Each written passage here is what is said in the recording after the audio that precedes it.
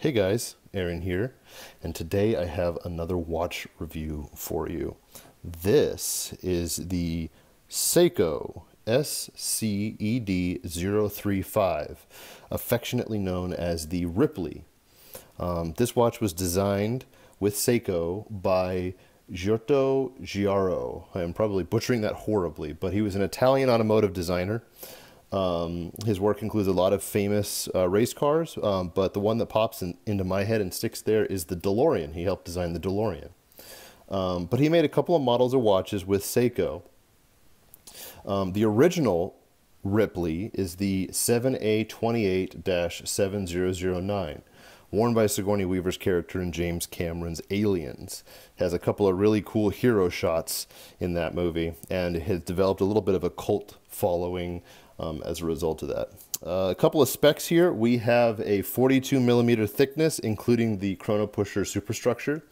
The face of the watch by itself is 39mm.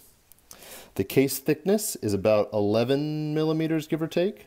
Lug to lug here is 42mm. The lug width there is 18, and the overall weight on this bracelet is 3.8 ounces. The Ripley, by definition, is a little unconventional. Having this big superstructure here for these big chrono pushers, it looks like it would be something that would be very uncomfortable, if not awkward and cumbersome to wear.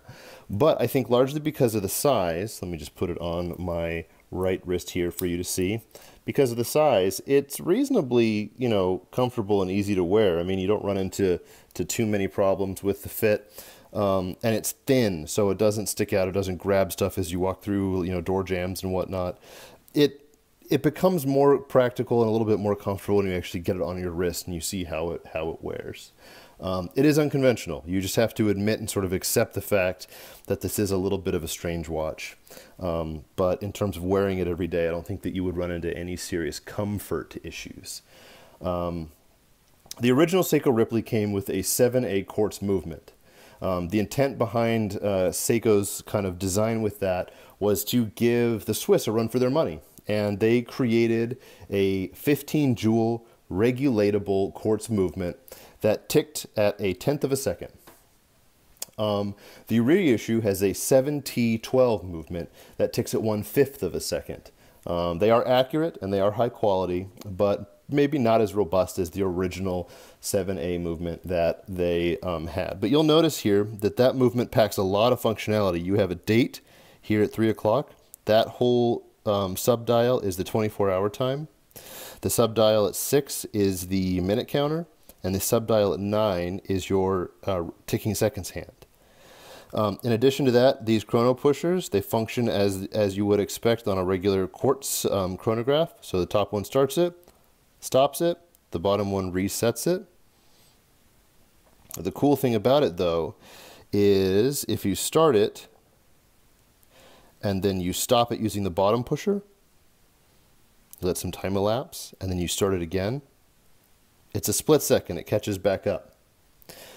That's a lot of complications packed into this watch. A lot of functionality, and just, it allows you to do a lot of things. It's very capable in that sense.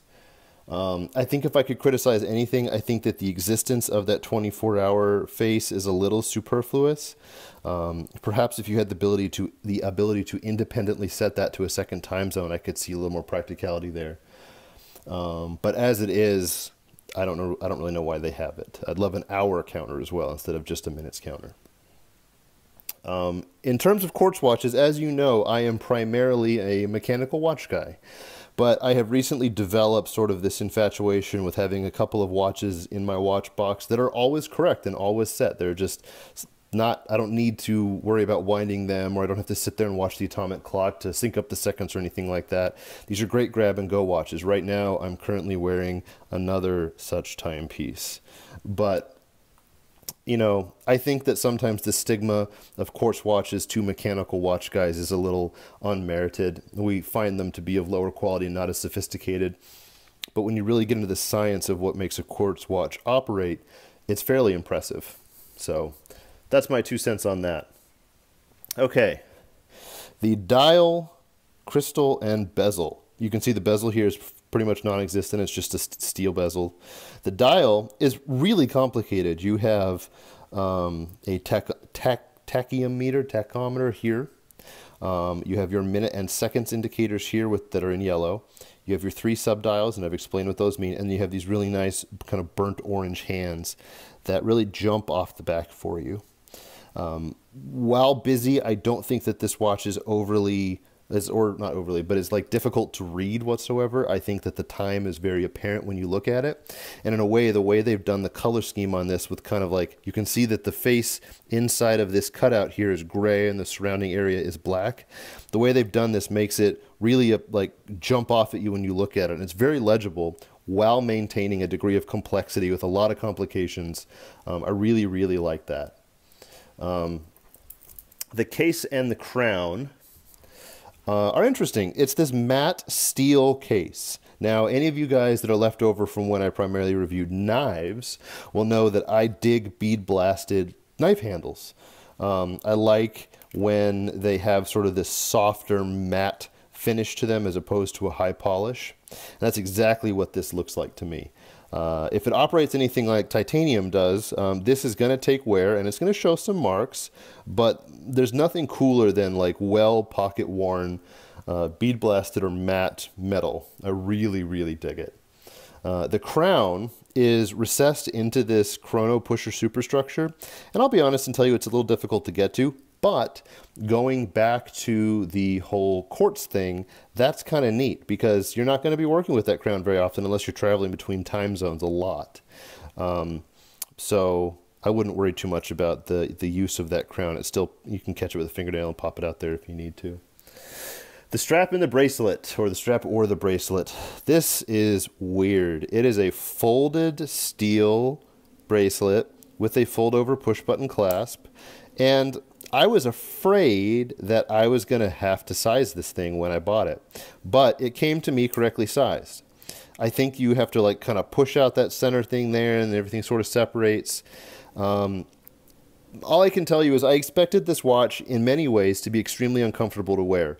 However, with this bracelet, it didn't pull my arm hair. I didn't feel any pinching. It was actually fairly comfortable.